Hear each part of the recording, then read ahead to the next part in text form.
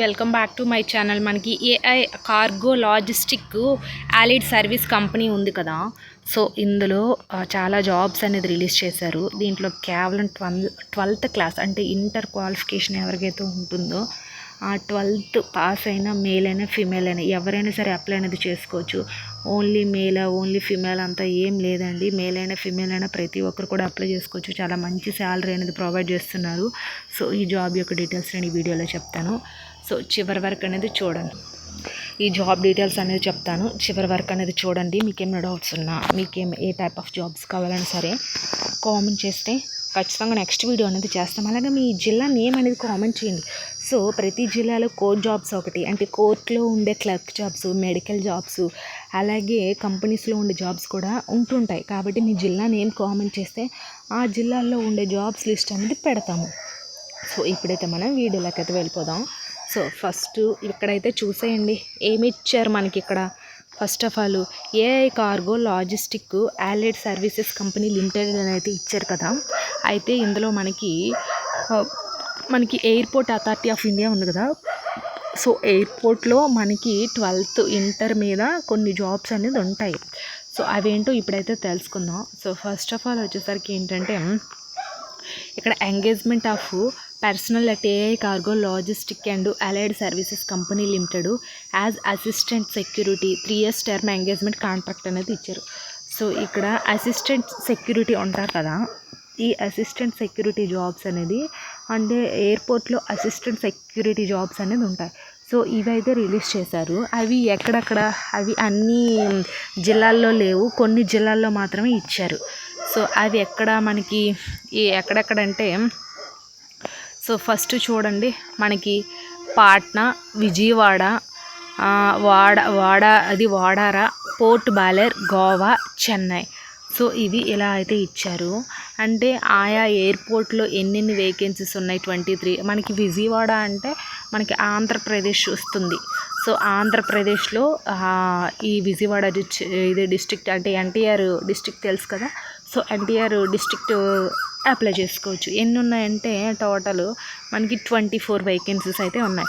Other స్టేట్కి కూడా మీరు అప్లై చేసుకోవచ్చు. లైక్ ఎలాంటివంటే చెన్నై కానీ, గోవా కానీ, పోర్ట్ బ్లేర్ కానీ వీటికి మీరు అప్లై చేసుకోవచ్చు. ఆల్ ఇండియా ఎవరైనా సరే అప్లై చేసుకోవచ్చు.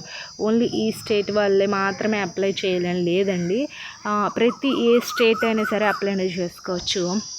అయితే మనకి లాస్ట్ డేట్ ఎప్పుడు, జూన్ 30వ తారీఖు లాస్ట్ ఈవినింగ్ 5 PM వరకు కూడా ఉంది.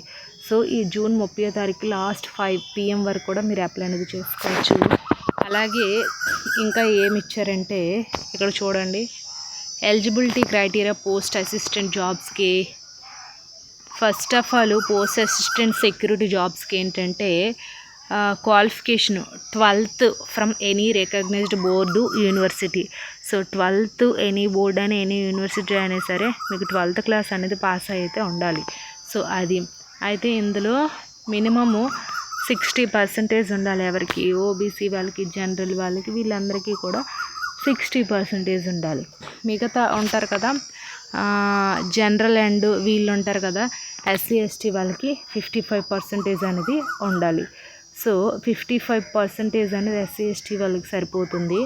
అలాగే మినిమం 60% అనేది మార్క్స్ జనరల్ ఓబీసీ వీళ్ళకైతే ఉండాలి. సో అది అలాగే ఇంకా ఏమున్నాయి. సో ఇది మెయిన్ వచ్చేసరికి ఏంటంటే మినిమం 60% మార్క్స్ ఉంటే అప్లై అనేది చెయ్యండి. అలాగే మనకి ఇంకా ఏమి ఇచ్చారు, 10th క్లాస్ మార్క్స్ కూడా చూస్తారు. 10thలో కూడా మంచిగా మార్క్స్ అయితే వచ్చి ఉండాలి, అది కూడా చూస్తారంట. ఇంకా నెక్స్ట్ మనకి లోకల్ లాంగ్వేజ్ అంటే మన లోకల్ లాంగ్వేజ్ అనేది ఖచ్చితంగా ఉండాలి. ఇంగ్లీష్ కమ్యూనికేషన్, హిందీ కమ్యూనికేషన్ కూడా కొంచెం మంచిగా వచ్చి ఉండాలి. సో అవి ఒకటి మెయిన్ ఇంపార్టెంట్. ఎయిర్పోర్ట్లో అంటే అన్ని లాంగ్వేజెస్ ఉంటాయి కదా. సో మెయిన్ లాంగ్వేజెస్ ఏంటంటే హిందీ, ఇంగ్లీష్, తెలుగు, ఈ 3 అనేది ఖచ్చితంగా మీకు బేసిక్గానే వచ్చి ఉండాలి. అదొకటి గుర్తుపెట్టుకోండి. ఇంకా నెక్స్ట్ వచ్చేసరికి ఏంటంటే మీకు ఏజ్ అనేది 27 years అనేది ఉండాలి.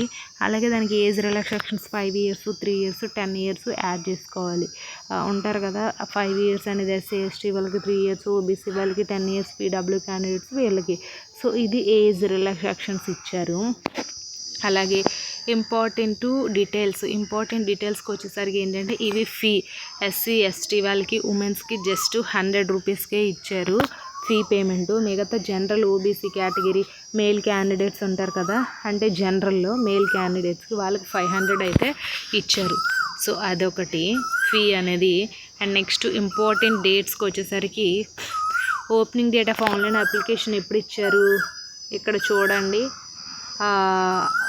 జూన్ 9వ తారీఖున ఇచ్చారు. అలాగే last date of online application ఎప్పుడు ఉంది, జూన్ 30వ తారీఖు వరకు అయితే ఇచ్చారు మనకి.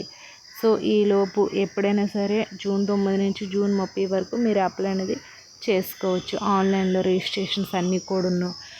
అండ్ ఇవి జెన్యూన్ జాబ్ అప్డేట్స్ అండి, ఖచ్చితంగా యూజ్ అవుతాయి. సో కాంట్రాక్ట్ అలా అంతా ఏం వదిలేకండి. అదొకటి. ఇంపార్టెంట్ ఇన్స్ట్రక్షన్స్ అయితే ఇచ్చారు, వాట్ ఏంటనేది అది మీరైతే చదవండి. అలాగే ఇక్కడ వెబ్సైట్ లింక్ ఉంది కదా, ఈ వెబ్సైట్ లింకు నేను డిస్క్రిప్షన్లో ఇస్తాను. సో డిస్క్రిప్షన్లో ఇచ్చిన లింక్ని యూజ్ చేసుకొని మీరు అప్లై అనేది చెయ్యండి. ఎందుకంటే అఫీషియల్ వెబ్సైట్ అనేది ఖచ్చితంగా మీకు యూజ్ అవుతుంది, అదర్ జాబ్ అప్డేట్స్ కూడా తెలుస్తాయి మీకు. అదొకటి. అండ్ నెక్స్ట్ వన్ వచ్చేసరికి ఏంటంటే సెలక్షన్ ప్రాసెస్ వచ్చేసరికి ఏంటంటే ఆన్లైన్లో అప్లై చేయాలంట. సో క్యాండిడేట్స్ మెరిట్ బట్టి తీస్తారు. అంటే మీకు మంచిగా 10th ఇంటర్ మార్క్స్ వచ్చాయి అనుకోండి, 10th ఇంటర్ మీద, సో ఆ మార్క్స్ అనేది యూజ్ అవుతాయి. అలాగే ఉండాల్సిన సర్టిఫికేట్స్ మ్యాండేటరీగా ఇక్కడ ఏమి ఇచ్చారు ఉండాల్సినవి, 12th class, caste certificate, Aadhaar card, అలాగే passport size photos, application fee, scanned signature, ఇవి అయితే మెయిన్ ఉండాల్సిన డాక్యుమెంట్స్. ఖచ్చితంగా ఇవి అప్లై చేసేటప్పుడు ఇవి వాడాలి. అలాగే నెక్స్ట్ వన్ వచ్చేసరికి ఏంటంటే మనకి పే అండ్ అలవెన్సెస్. సో మనకి ఎవ్రీ మంత్ కూడా 20,500 వరకు అనేది స్టైఫండ్లా ఉంటుంది. ఆఫ్టరు ఎక్కువ శాలరీ అనేది ఉంటుంది. సో అది. అండ్ నెక్స్ట్ వన్ వచ్చేసరికి ఏంటంటే లీవ్స్ అన్నీ కూడా ఉంటాయి, మెడికల్ లీవ్స్ అన్నీ కూడా మీరు పెట్టుకోవచ్చు. సో అలాగే మ్యాక్సిమము మీరు ఏంటంటే పర్ యానము 10,000 వరకు కూడా పర్చేస్ అంటే ఇన్సూరెన్స్ ఎట్లా ఉంటాయి కదా, ఆ ఇన్సూరెన్స్ కూడా మీకు ప్రొవైడ్ చేస్తారు. ఇంకా చాలా ఉన్నాయి. 9 ఇక్కడ ఏమి ఇచ్చారంటే అంటే 12 ఆఫ్స్, 9 CLs, 2 RH ఇలా లీవ్స్ అనేది వీళ్ళు మెన్షన్ చేశారు. సో ఇవంతా కూడా మీరు కంప్లీట్ తెలుసుకోండి. నేషనాలిటీ సిటిజన్షిప్స్ ఇండియా వాళ్ళు ఎవరైనా సరే అప్లై చేసుకోవచ్చు, అదొకటి అన్నీ మెన్షన్ చేశారు. ఎనీ మోడిఫికేషన్స్ ఇవన్నీ చేయాలంటే ఈ వెబ్సైట్లో చేసుకోవచ్చు. నేను లింక్ డిస్క్రిప్షన్లో ఇస్తాను, ఒకసారి చూడండి. ఐ హోప్ ఈ వీడియో మీకు ఇన్ఫర్మేటివ్గా ఉంటే లైక్ చేసి షేర్ చేసి సబ్స్క్రైబ్ కూడా చేసుకోండి. Thanks for the watching this video.